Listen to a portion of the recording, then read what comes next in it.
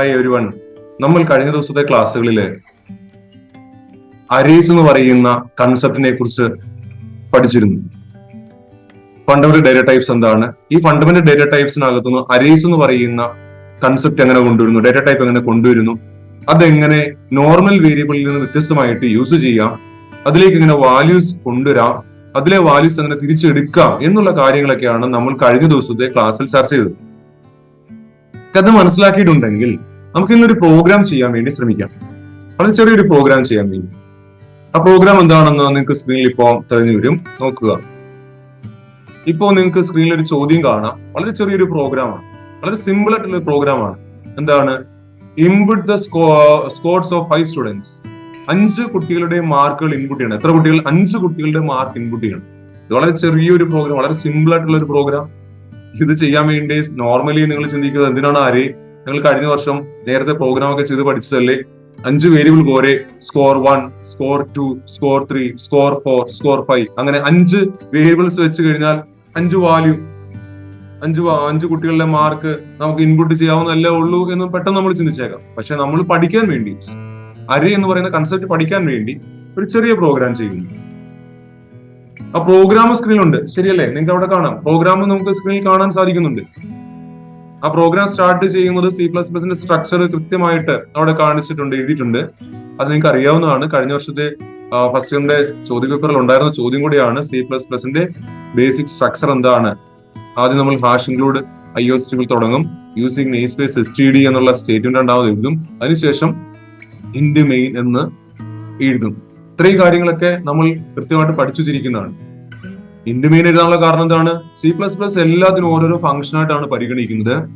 വെറുതെ കുറെ സ്റ്റേറ്റ്മെന്റ് എഴുതാൻ പറ്റില്ല. ഓരോ ഫംഗ്ഷൻ ഉണ്ടാക്കി ഓരോ ഫംഗ്ഷനകത്ത് വേണം സ്റ്റേറ്റ്മെന്റ്സ് എഴുതാൻ വേണ്ടി. C++ലെ പ്രോഗ്രാം സ്റ്റാർട്ട് ചെയ്യുന്നതും അവസാനിക്കുന്നതും മെയിൻ എന്ന് പറയുന്ന ഫംഗ്ഷനകത്തായിരിക്കും. അതുകൊണ്ട് മെയിൻ എന്നുള്ള ഫംഗ്ഷൻ അവിടെ വന്നേ പറ്റുള്ളൂ. മെയിൻ എന്നുള്ള ഫംഗ്ഷൻ അല്ലെങ്കിൽ പിന്നെ C++ പ്രോഗ്രാം എഴുതാൻ പറ്റില്ല. അപ്പോ അതിന് നമ്മൾ മെയിൻ എന്നുള്ള ഫംഗ്ഷൻ അവിടെ എഴുതി അതിന്റെ ഡേറ്റ ടൈപ്പ് ഇന്റ് എന്നും കൊടുത്തു. അത്രയും കാര്യങ്ങളൊക്കെ നമുക്ക് ബേസിക് ആയിട്ട് അറിയാവുന്നതാണ്. നമ്മൾ ഫസ്റ്റ് ഇയറിൽ പഠിച്ചിരിക്കുന്നതാണ്. നിങ്ങളുടെയൊക്കെ മനസ്സിലുണ്ടാകും, അല്ലെങ്കിൽ ഇപ്പൊ കേൾക്കുമ്പോൾ ചിലരുടെ മനസ്സിലേക്ക് വന്നിട്ടുണ്ടാകും, ശരാ ഇതൊക്കെ ഫസ്റ്റ് ഇയറിൽ പഠിച്ചതാണല്ലോ. ഹാഷ് ഇൻക്ലൂഡ് IOStream, അതൊരു ഹെഡർ ഫയൽ ആണ്. Using namespace std, cout c എന്നുള്ള ഒബ്ജക്ട്സ് ഒക്കെ ഹാൻഡിൽ ചെയ്യാൻ വേണ്ടി IOStream എടുത്തു. അത് വർക്ക് ചെയ്യാനുള്ള സ്പേസ് ആയിട്ട് std എന്നുള്ള ഒരു സ്പേസ് അവിടെ ഉണ്ടാക്കി കൊടുത്തു.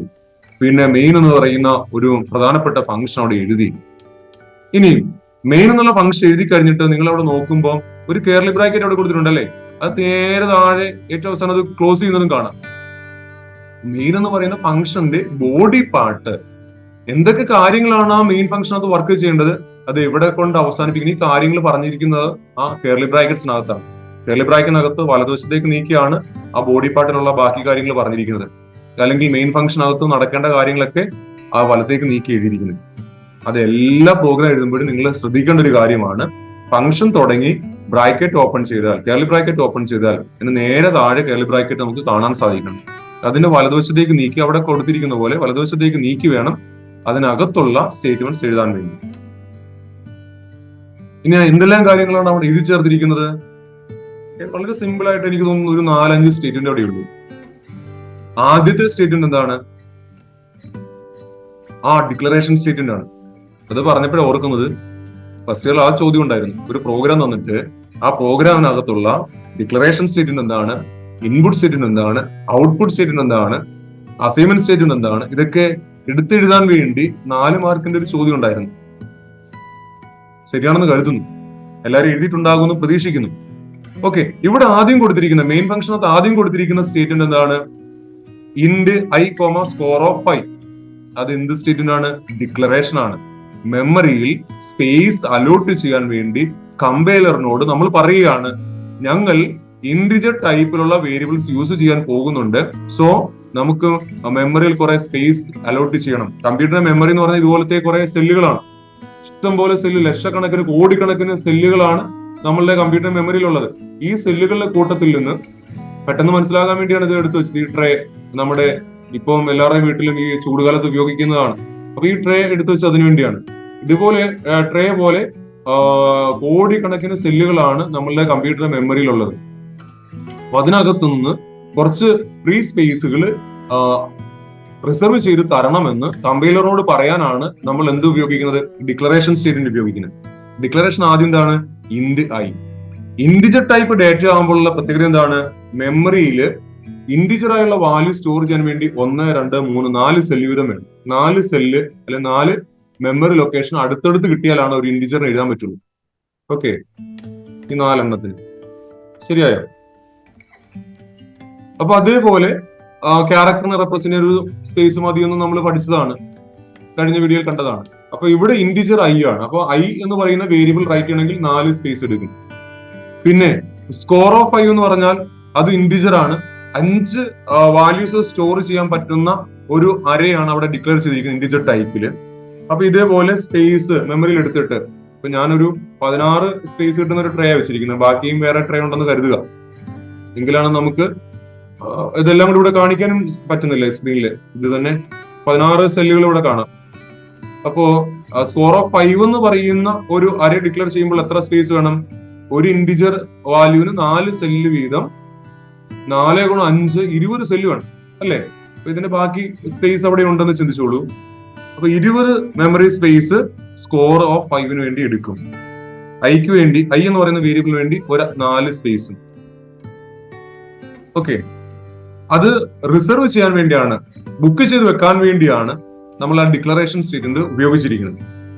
മെമ്മറിയിൽ കുറച്ച് സ്പേസ് വേണം, ഞങ്ങൾ വരുന്നുണ്ട്, ഞങ്ങൾ കുറെ കാര്യങ്ങളൊക്കെ ആയിട്ട് വരുന്നുണ്ട്, അതുകൊണ്ട് അവിടെ റിസർവ് ചെയ്ത് വെയ്, സ്പേസ് റിസർവ് ചെയ്ത് വെയ് എന്ന് നമ്മൾ കമ്പൈലറിനെ കൊണ്ട് കമ്പ്യൂട്ടർ മെമ്മറിയോട് പറയുന്നു, അല്ലെങ്കിൽ കമ്പൈലറിനെ കൊണ്ട് ബുക്ക് ചെയ്യിക്കുന്നു.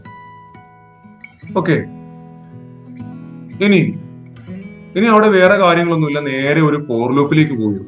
ലൂപ്പിംഗ് സ്ട്രക്ചറുകൾ 3 എണ്ണം നമ്മൾ ഫസ്റ്റ് ഇയറിൽ പഠിച്ചതാണ്. For loop, while loop, do while loop. എന്തിനു വേണ്ടിയാണ് ലൂപ്പുകൾ ഉപയോഗിക്കുന്നത്? ചില കാര്യങ്ങൾ ആവർത്തിച്ച് ചെയ്യുമ്പോൾ അല്ലെങ്കിൽ ആവർത്തിച്ച് എഴുതുമ്പോൾ നമുക്കുണ്ടാകുന്ന ബുദ്ധിമുട്ട് ഒഴിവാക്കാൻ ഒരു ലൂപ്പ് ഉപയോഗിച്ചാൽ മതി. ആ ലൂപ്പിനകത്ത് ഒരു പ്രത്യേക രീതിയിൽ എഴുതി കൊടുത്താൽ ലൂപ്പ് വർക്ക് ചെയ്യുന്ന അത്രയും സമയവും ആ സ്റ്റേറ്റ്മെന്റ് വർക്ക് ചെയ്യും. ഇവിടെ റീഡ് ചെയ്യണം, 5 വാല്യൂ റീഡ് ചെയ്യണം. 5 വാല്യൂ റീഡ് ചെയ്യാൻ 5 തവണയായിട്ട് നമുക്ക് പറയാം. 5 തവണയായിട്ട് പറയുന്നതിന് പകരം ഫോർ ലൂപ്പിനകത്ത് ഒരു പ്രത്യേക രീതിയിൽ കോഡ് എഴുതി കഴിഞ്ഞാൽ നമുക്കത് ഓട്ടോമാറ്റിക്കായിട്ട് 5 തവണ വർക്ക് ചെയ്യും. നിങ്ങൾക്ക് ശ്രദ്ധിക്കാം, ഇവിടെ നോക്കിക്കേ, എല്ലാ ലൂപ്പിനും ഇങ്ങനെ പല തവണ ആവർത്തിച്ച് വർക്ക് ചെയ്യാൻ വേണ്ടി 4 എലമെന്റ്സ് ഉണ്ടാകുമെന്ന് ഫസ്റ്റ് ഇയറിലെ ക്ലാസ്സിൽ പഠിച്ചിട്ടുണ്ട്. എന്തൊക്കെയാണ്? 1 initialization statement, 2 condition, 3 updation, 4 body part, ലൂപ്പിന്റെ ബോഡി പാർട്ട്. ഇവിടെ ഫോർ ലൂപ്പ് എഴുതിയിരിക്കുമ്പോൾ അതിന്റെ ബ്രാക്കറ്റിലേക്ക് നോക്കിക്കേ, 3 കാര്യങ്ങൾ കോമ ഇട്ട് വേർതിരിച്ചിട്ടുണ്ട്. 3 കാര്യങ്ങൾ: i equal to 0, i less than 5, i plus plus. എന്തൊക്കെ? ഫോർ എന്നുള്ള കീവേഡ് എഴുതിയതിനു ശേഷം ബ്രാക്കറ്റിൽ 3 കാര്യങ്ങൾ നമ്മൾ എഴുതിയിരിക്കുന്നു, കോമ സെപ്പറേറ്റഡ് ആയിട്ട്. എന്തൊക്കെയാണ്? i equal to 0, i less than 5, i plus plus. i equal to 0 എന്ന് പറയുന്നതാണ് ഇനിഷ്യലൈസേഷൻ. അപ്പൊ i എന്നുള്ള വേരിയബിൾ ഇവിടെ എന്തിനാ എഴുതിയത്? ഈ ലൂപ്പിനെ കൺട്രോൾ ചെയ്യാൻ വേണ്ടിയാണ്. ലൂപ്പിന്റെ വാല്യൂ 0യിൽ നിന്ന് തുടങ്ങി ലൂപ്പിന്റെ വാല്യൂ 4 വരെ പോകാവൂ, അത് നിയന്ത്രിക്കാനാണ് ആ i എന്നുള്ള വേരിയബിൾ ഉപയോഗിച്ചത്. അതുകൊണ്ട് i എന്നുള്ള വേരിയബിളിനെ നമ്മൾ ലൂപ്പ് കൺട്രോൾ വേരിയബിൾ എന്നാണ് പറയുക. അപ്പൊ ആദ്യം ഐയുടെ വാല്യൂ 0 കൊടുത്തു, പിന്നെ എവിടം വരെ പോകണം, എത്ര പ്രാവശ്യം ലൂപ്പ് വർക്ക് ചെയ്യണം, അത് നിയന്ത്രിക്കുന്ന കണ്ടീഷനാണ് i less than 5. അതായത് ഐയുടെ വാല്യൂ 0 ആകുമ്പോഴും 2 ആകുമ്പോഴും 3 ആകുമ്പോഴും 4 ആകുമ്പോഴും എന്ത് ചെയ്യും? ലൂപ്പ് വർക്ക് ചെയ്യും. ഐയുടെ വാല്യൂ 5 ആയാൽ ഉടൻ തന്നെ ലൂപ്പ് എക്സിറ്റ് ചെയ്യും, പിന്നെ ആ കാര്യം വർക്ക് ചെയ്യില്ല. അത് നിയന്ത്രിക്കുന്നതാണ് ആ ലൂപ്പ് കൺട്രോൾ വേരിയബിൾ. പിന്നെ അടുത്തത്, ഐയുടെ വാല്യൂ 0യിൽ നിന്ന് 1ലേക്കും 2ലേക്കും 3ലേക്കും 4ലേക്കൊക്കെ മാറാൻ വേണ്ടിയാണ് അപ്ഡേഷൻ. എന്ത്? 3ാമത്തെ എലമെന്റ് i പ്ലസ് പ്ലസ്, അല്ലെങ്കിൽ i equal to i plus 1 എന്നും പറയാം, i equal to i plus 1 എന്നും പറയാം. ആ അപ്ഡേഷൻ കൊടുത്തിരിക്കുന്നു. ഇനിയും നമ്മുടെ ബോഡി പാർട്ടിൽ എന്താ പറഞ്ഞിരിക്കുന്നത്? ഫോർ ലൂപ്പിന്റെ ബോഡി ഓപ്പൺ ചെയ്തു എന്ന് സൂചിപ്പിക്കുന്ന കേർലി ബ്രാക്കറ്റ്സ് ആണ്. നേരെ താഴെ എന്റെ കേർലി ബ്രാക്കറ്റ് ക്ലോസ് ചെയ്തിരിക്കുന്നത് നിങ്ങൾക്ക് കാണാം. മുമ്പ് പറഞ്ഞ പോലെ ആ കേർലി ബ്രാക്കറ്റ് ഓപ്പൺ ചെയ്ത് കേർലി ബ്രാക്കറ്റ് ക്ലോസ് ചെയ്തതിനകത്ത് അല്പം വലത്തേക്ക് നീക്കിയാൽ ബാക്കി സ്റ്റേറ്റ്മെന്റ് എഴുതുന്നത്. അതിന്റെ ബോഡി പാർട്ട് പെട്ടെന്ന് തിരിച്ചറിയാൻ വേണ്ടി. ഓക്കെ, 2 കാര്യങ്ങൾ അവിടെ എഴുതിയിരിക്കുന്നത്. 2 കാര്യങ്ങൾ എന്തൊക്കെയാണ്? ഒന്നൊരു ഔട്ട്പുട്ട് സ്റ്റേറ്റ്മെന്റും മറ്റൊരെണ്ണം ഇൻപുട്ട് സ്റ്റേറ്റ്മെന്റ്. ഒരെണ്ണം ഔട്ട്പുട്ട് സ്റ്റേറ്റ്മെന്റ്, ഒരെണ്ണം ഇൻപുട്ട് സ്റ്റേറ്റ്മെന്റ്. ഇതിൽ ഏതാണ് ഔട്ട്പുട്ട്, ഏതാണ് ഇൻപുട്ട് സ്റ്റേറ്റ്മെന്റ് നിങ്ങൾക്ക് അറിയാം. രണ്ട് കാര്യങ്ങളേ ഉള്ളൂ. അവിടെ നോക്കിയാൽ ഔട്ട്പുട്ട് എഴുതാനുള്ള മോണിറ്ററിനോ ഇൻപുട്ട് ചെയ്യാനുള്ള കീബോർഡൊന്നും അവിടെ എഴുതി വെച്ചിട്ടില്ല. നമുക്കറിയാം C++ന്റെ കമ്പൈലർ മോണിറ്ററിനെ മനസ്സിലാക്കുന്നത് എങ്ങനെയാണ്? ഒരു ഒബ്ജക്റ്റ് ആയിട്ടാണ്. C++ന്റെ കമ്പൈലർ കീബോർഡിനെ മനസ്സിലാക്കുന്നത് എങ്ങനെയാണ്? ഒരു ഒബ്ജക്റ്റ് ആയിട്ടാണ്. ആ ഒബ്ജക്റ്റുകൾക്ക് ഓരോ പേര് കൊടുത്തിട്ടുണ്ട്. മോണിറ്ററിനെ റെപ്രസെന്റ് ചെയ്യുന്ന ഒബ്ജക്റ്റിന്റെ പേര് സി ഔട്ട് എന്നും കീബോർഡിനെ മനസ്സിലാക്കുന്ന ഒബ്ജക്റ്റിന്റെ പേര് എന്താണ്? സി ഇൻ എന്നുമാണ്. ഇപ്പൊ സി ഔട്ട് എന്ന് നമ്മൾ പ്രോഗ്രാമിൽ എഴുതിയാൽ കമ്പൈലറിന് മനസ്സിലാകും ഈ എന്താണ്, മോണിറ്ററിലേക്ക് എന്തോ ഒരു കാര്യം പറയുന്നുണ്ട്. സി ഇൻ എന്ന് നമ്മൾ അവിടെ എഴുതി വെച്ചാൽ ഉടൻ തന്നെ കമ്പൈലറിന് മനസ്സിലാകും കീബോർഡുമായിട്ട് ബന്ധപ്പെട്ട എന്തോ കാര്യം പറയുന്നുണ്ട്, കീബോർഡിൽ എന്തോ എടുക്കാൻ പറയുന്നുണ്ട് എന്ന് കമ്പൈലറിന് മനസ്സിലാവും. അങ്ങനെയാണ് ആ കോഡ് പോകുന്നത്. അപ്പൊ ഇവിടെ ആദ്യം എഴുതിയിരിക്കുന്ന statement C out, 2 less than simple, പിന്നെ ഡബിൾ കോഡ്സിനകത്ത് എന്റർ എ സ്കോർ എന്നാ പറഞ്ഞിരിക്കുന്നത്. ശരിയല്ലേ? ആ ഡബിൾ കോഡ്സിന് കണ്ടന്റ് എഴുതിയിരിക്കുന്ന തൊട്ടു മുമ്പ് സി ഔട്ട് കഴിഞ്ഞും ഒരു 2 ലെസ് ആൻ സിമ്പിൾ കൊടുത്തിട്ടില്ലേ? അതാണ് നമ്മുടെ ഓപ്പറേറ്റർ. എന്ത്? മോണിറ്ററിലേക്ക് ഡിസ്പ്ലേ ചെയ്യാൻ പറയുന്ന operator. C out, less than symbol 2 പ്രാവശ്യം, enter a score in double quotes. അപ്പൊ എന്റർ എ സ്കോർ എന്ന് ഡബിൾ കോഡ്സിൽ കൊടുത്തിരിക്കുന്നത് അതുപോലെ സ്ക്രീനിലേക്ക് വരും. അതിന് കാരണക്കാരൻ ഈ ഓപ്പറേറ്റർ ആണ്. ആ ഓപ്പറേറ്ററിന്റെ പേരെന്താണ്? Insertion operator. അതിന്റെ പേരെന്താണ്? Insertion operator. നമ്മളുടെ മോണിറ്ററിലേക്ക് ഇൻസേർട്ട് ചെയ്യുക എന്നാണ് ഇവിടെ പറയുന്നത്. മോണിറ്ററിലേക്ക് ഇൻസേർട്ട് ചെയ്യുകയാണ്. അതുകൊണ്ട് അതിന് ഇൻസേർഷൻ ഓപ്പറേറ്റർ എന്നാ വിളിക്കുക. തെറ്റിപ്പോകരുത്. പ്രാവശ്യത്തെ ചോദ്യ പേപ്പറിൽ ഉണ്ടായിരുന്നു, ഓർക്കുന്നുണ്ടാകുമെന്ന് കരുതുന്നു. ഇൻസേർഷൻ ഓപ്പറേറ്ററിന്റെ സിമ്പൽ എന്താണ്? അടുത്തത്, നിങ്ങൾ ഈ പ്രോഗ്രാം വർക്ക് ചെയ്യുമ്പോൾ നിങ്ങളുടെ മോണിറ്ററിലേക്ക് എന്റർ എ സ്കോർ എന്ന് എഴുതി വന്നാൽ എന്ത് ചെയ്യും? തീർച്ചയായിട്ടും നിങ്ങളൊരു സ്കോർ ഇൻപുട്ട് ചെയ്യും. ശരിയല്ലേ? നിങ്ങൾ ആ കീബോർഡിൽ ഒരു നമ്പർ അവിടെ ടൈപ്പ് ചെയ്ത് കൊടുക്കും. കാണാൻ പറ്റുന്ന ഒരു കോയിൻ ആണ് ഇവിടെ എടുത്തത്. ഓക്കെ, അത് ഇൻപുട്ട് ചെയ്ത് കൊടുക്കും. ആ കോയിൻ ഇൻപുട്ട് ചെയ്യുന്നത് അല്ലെങ്കിൽ നമ്പർ ഇൻപുട്ട് ചെയ്യുന്നത് റിസീവ് ചെയ്ത് മെമ്മറി, നേരത്തെ റിസർവ് ചെയ്ത് വെച്ചിട്ടുള്ള മെമ്മറി ഇല്ലേ, ആ മെമ്മറിയിലേക്ക് റൈറ്റ് ചെയ്യണം. അതിനുവേണ്ടിയാണ് ഇൻപുട്ട് സ്റ്റേറ്റ്മെന്റ് എഴുതിയിരിക്കുന്നത്. സി ഇൻ എക്സ്ട്രാക്ഷൻ ഓപ്പറേറ്റർ ആണ്. ഗ്രേറ്റർ ആൻഡ് സിമ്പിൾ 2 തവണ കീബോർഡിൽ നിന്ന് വലിച്ചെടുക്കുകയാണ്, എക്സ്ട്രാക്ട് ചെയ്തെടുക്കുകയാണ്. കീബോർഡിൽ നിന്ന് നമ്മൾ വലിച്ചെടുക്കുകയാണ്, എക്സ്ട്രാക്ട് ചെയ്യുന്നു. അപ്പൊ അതുകൊണ്ട് സി ഇൻ എക്സ്ട്രാക്ഷൻ ഓപ്പറേറ്റർ. ഇനി എങ്ങോട്ട് അതിനെ കീബോർഡിൽ നിന്ന് എടുക്കുന്ന കണ്ടന്റ് എങ്ങോട്ട് കൊണ്ടുപോകണം? ചുമ്മാ എടുത്താൽ മതിയോ? അങ്ങനെ ഒരിടത്ത് കൊണ്ടുപോകണം, മെമ്മറിയിൽ കൊണ്ടുപോകണം. മെമ്മറിയിൽ എവിടെ എഴുതണമെന്ന് നമ്മൾ നേരത്തെ പറഞ്ഞിട്ടുണ്ടായിരുന്നു. Score of 0, score of 1, score of 2, score of 3, score of 4 എന്ന് പറഞ്ഞ് 5 സ്പേസ് നമ്മൾ നേരത്തെ എടുത്തു വെച്ചിട്ടില്ലേ? ആ സ്പേസിലേക്ക് റൈറ്റ് ചെയ്യാൻ പറയും. അപ്പൊ ആദ്യം അവിടെ എന്ത് പറയുന്നു? സ്കോർ ഓഫ് 5 എന്ന് പറയുമ്പോൾ അത് ഐ റീപ്ലേസ് ചെയ്യും, സ്കോർ ഓഫ് 0 ആകും. 1 2 3 4 ആദ്യത്തെ 4 സെൽ അതിലേക്ക് നമ്മൾ ആദ്യം കൊടുക്കുന്ന വാല്യൂ അവിടെ റൈറ്റ് ചെയ്യും. ഇന്റിജർ ആയതുകൊണ്ട് ആ 4 സെല്ല് കണ്ടിന്യൂസ് ആയിട്ട് എടുത്താണ് ആ കണ്ടന്റ് റൈറ്റ് ചെയ്യുന്നത്. സ്കോർ ഓഫ് 0യിലേക്ക് റൈറ്റ് ചെയ്യും. ഇനി എന്ത് നടക്കും? ആദ്യത്തെ വാല്യൂ റൈറ്റ് ചെയ്തു. ഇനി എന്ത് നടക്കും? ഫോർ ലൂപ്പിലെ 3ാമത്തെ എലമെന്റ് ഏതാണ്? I++. അത് വർക്ക് ചെയ്യും. നിലവിലുള്ള വാല്യൂ എന്താണ്? 0 ആണ്. I++ പറഞ്ഞാൽ എന്തായി വരും? 1 ആകും. പിന്നെന്ത് നടക്കും? കണ്ടീഷൻ, 2ാമത്തെ എലമെന്റ് കണ്ടീഷൻ ചെക്ക് ചെയ്യും. എന്താണ്? I<5. I<5 എന്താണ്? ഐയുടെ വാല്യൂ 1 ആ. 5 ആയിട്ട് നോക്കുമ്പോൾ I ആണോ 5 ആണോ വലുത്? 1 അല്ലേ ചെറുത്. അപ്പോ I<5 എന്ന് പറഞ്ഞാൽ 1<5 എന്ന് പറഞ്ഞാൽ അത് ശരിയല്ലേ? കണ്ടീഷൻ ട്രൂ അല്ലേ? കണ്ടീഷൻ ട്രൂ ആണ്. അതുകൊണ്ട് ആ ഫോർ ലൂപ്പ് വീണ്ടും വർക്ക് ചെയ്യും. 2 സ്റ്റേറ്റിന് വർക്ക് ചെയ്യും. C out enter a score എന്നുള്ള സ്റ്റേറ്റിന് വർക്ക് ചെയ്യുമ്പോൾ സ്ക്രീനിലേക്ക് ഒരു മെസ്സേജ് വരും, എന്റർ എ സ്കോർ എന്ന് മെസ്സേജ് വരും. അപ്പൊ നിങ്ങൾ തീർച്ചയായിട്ടും അടുത്ത ഒരു നമ്പർ ടൈപ്പ് ചെയ്യും, കീബോർഡിൽ നിന്ന് ടൈപ്പ് ചെയ്യും. ആ കീബോർഡിൽ ടൈപ്പ് ചെയ്യുന്നത് എങ്ങോട്ട് പോകും? C in extraction operator score of I എന്ന് പറഞ്ഞാൽ എന്താണ്? 1. സ്കോർ ഓഫ് 1ലേക്ക് വരും. അപ്പൊ അടുത്ത 4 1 2 3 4 ഈ 4 പൊസിഷനിലേക്ക് കൊണ്ട് അവിടെ റൈറ്റ് ചെയ്യും. സ്കോർ ഓഫ് 1ലേക്ക് റൈറ്റ് ചെയ്യും. അപ്പൊ എവിടെയൊക്കെ റൈറ്റ് ചെയ്തു? സ്കോർ ഓഫ് 0യിൽ റൈറ്റ് ചെയ്തു. പിന്നീട് എവിടെ റൈറ്റ് ചെയ്തു? ഇപ്പൊ സ്കോർ ഓഫ് 1ൽ റൈറ്റ് ചെയ്തു. ഇനി എന്ത് നടക്കും? വീണ്ടും 3ാമത്തെ എലമെന്റ് വർക്ക് ചെയ്യും. I++. യുടെ വാല്യൂ 1 ആയിരുന്നു, അതെന്തായി വരും? 2 ആയി. ഇനി 2ാമത്തെ സ്റ്റേറ്റ്മെന്റ് വർക്ക് ചെയ്യും. 2ാമത്തെ സ്റ്റേറ്റ്മെന്റ് എന്താണ്? I less than 5. ഐയുടെ വാല്യൂ ഇപ്പൊ എന്താണ്? 2.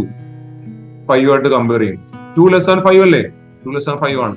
അപ്പൊ ആ ലൂപ്പിലെ ബാക്കി രണ്ട് സ്റ്റേറ്റ്മെന്റ് വർക്ക് ചെയ്യും. സി ഔട്ടും സി ഇനും, ഔട്ട്പുട്ട് സ്റ്റേറ്റ്മെന്റും ഇൻപുട്ട് സ്റ്റേറ്റ്മെന്റും. അപ്പൊ അടുത്തത് വർക്ക് ചെയ്യുമ്പോൾ അടുത്ത് സ്കോർ ഓഫ് ഐ എന്നുള്ളത് സ്കോർ ഓഫ് 2 ആകും. 1, 2, 3, 4 അവിടെ വരും. വീണ്ടും വർക്ക് ചെയ്യും. അപ്പോ സ്കോർ ഓഫ് 3 അതിൽ വർക്ക് ചെയ്യും. അടുത്തത് വർക്ക് ചെയ്യുമ്പോൾ സ്കോർ ഓഫ് 4. അങ്ങനെ 5 പൊസിഷനിൽ വാല്യൂസ് ഇൻപുട്ട് ചെയ്യും. ആദ്യം സ്കോർ ഓഫ് 0, പിന്നെ സ്കോർ ഓഫ് 1, പിന്നെ സ്കോർ ഓഫ് 2, പിന്നെ സ്കോർ ഓഫ് 3, പിന്നെ സ്കോർ ഓഫ് 4. അങ്ങനെ 5 പൊസിഷനിൽ റൈറ്റ് ചെയ്യും. സ്കോർ ഓഫ് 4 ആകുമ്പോ, അതായത് ഐയുടെ വാല്യൂ 4 ആയിരിക്കുന്ന സമയത്ത് സ്കോർ ഓഫ് 4ലേക്ക് കണ്ടന്റ് റൈറ്റ് ചെയ്തതിനു ശേഷം ഫോർ ലൂപ്പിലെ മൂന്നാമത്തെ എലമെന്റ് ആയ ഐ പ്ലസ് പ്ലസ് വർക്ക് ചെയ്യുമ്പോൾ ഐയുടെ വാല്യൂ എന്തായിട്ട് വരും? 5 എന്ന് വരും. രണ്ടാമത്തെ കണ്ടീഷൻ എന്താണ്? രണ്ടാമത്തെ എലമെന്റ് എന്താണ്? കണ്ടീഷനാണ് 5 ലെസ് ദാൻ 5. 5 ലെസ് ദാൻ 5 ആണോ? ഈക്വൽ അല്ലേ? 5 ലെസ് ദാൻ 5 അല്ലേ? ഈക്വൽ ആണ്. അതുകൊണ്ട് കണ്ടീഷൻ ഫോൾസ് ആകും.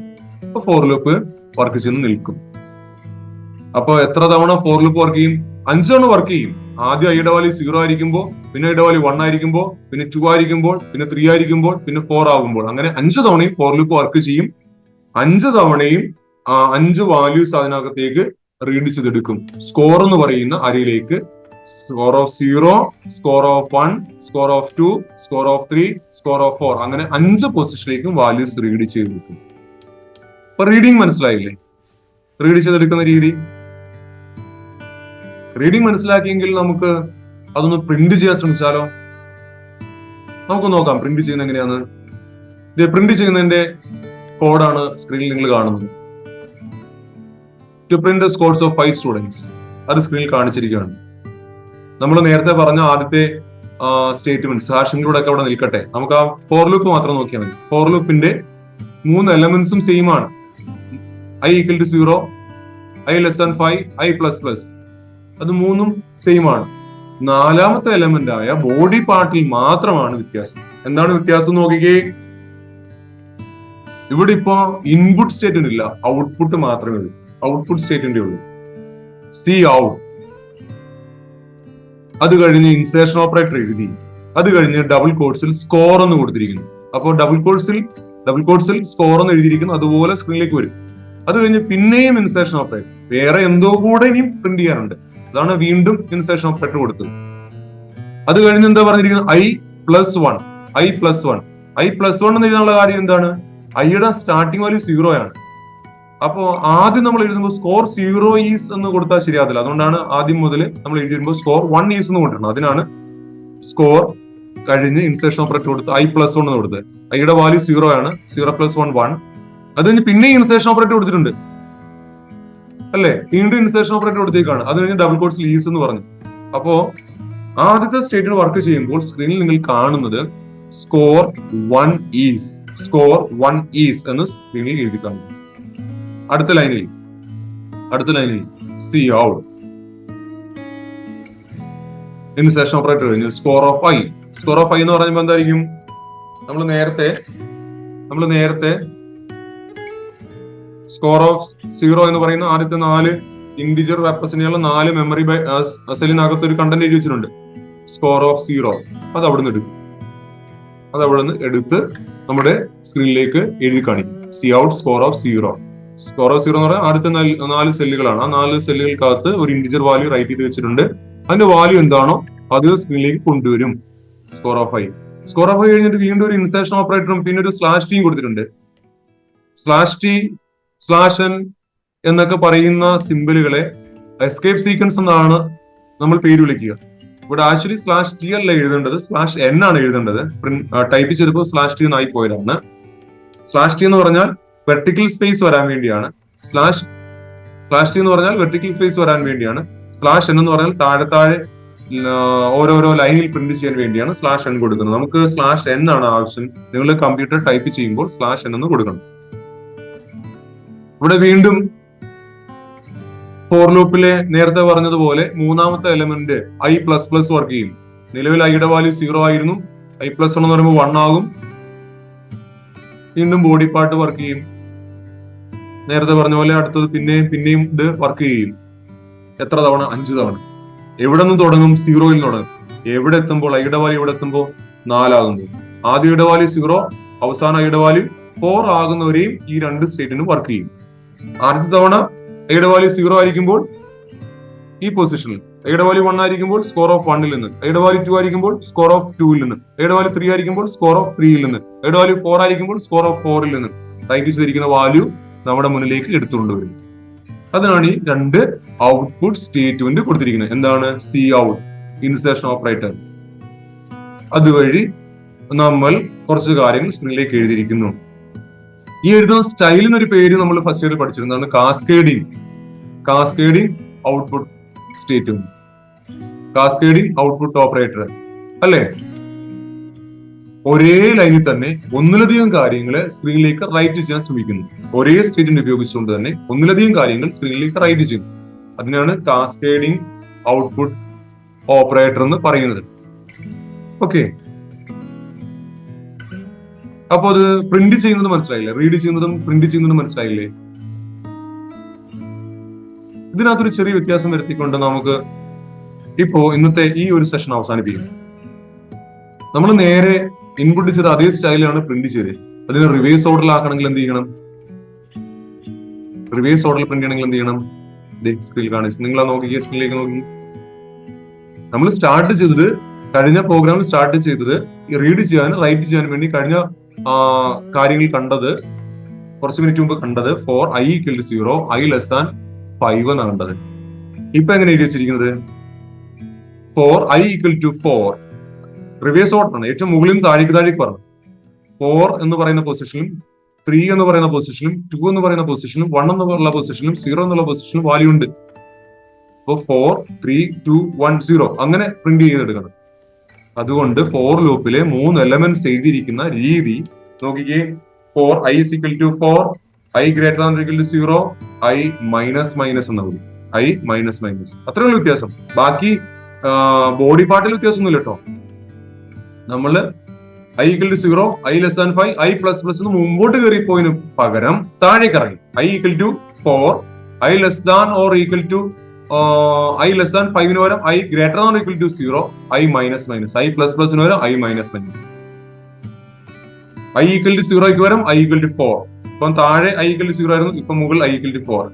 താഴെ നിന്ന് മുകളിലോട്ട് പോകാൻ വേണ്ടി i < 5 ആയിരുന്നു, മുകളിൽ താഴേക്ക് ഇറങ്ങി വരുമ്പോൾ i > or equal to 0, 0യോ അല്ലെങ്കിൽ 0യേക്കാൾ മുകളിലായിരിക്കും അത്രയും സമയം ലൂപ്പ് വർക്ക് ചെയ്യുന്നത്. അതുകൊണ്ടാണ് i > or equal to 0 എന്ന് പറഞ്ഞത്. മുകളിലോട്ട് കയറാൻ i ++, എന്നാണ് ഓരോ തട്ട് കയറി പോകും. ഇപ്പൊ എന്താണ്? i - ഓരോ തട്ട് താഴേക്ക് ഇറങ്ങി വരണം, i - അതാണ് 3 എലമെന്റ്സ് അവിടെ എഴുതിയിരിക്കുന്നത്. കൺസെപ്റ്റ് നമുക്ക് മനസ്സിലായാൽ പ്രോഗ്രാം എഴുതാൻ വളരെ എളുപ്പമാണ്. അപ്പൊ അത് മനസ്സിലായില്ലേ? ഒരു ചെറിയ പ്രോഗ്രാം ആയിരുന്നു.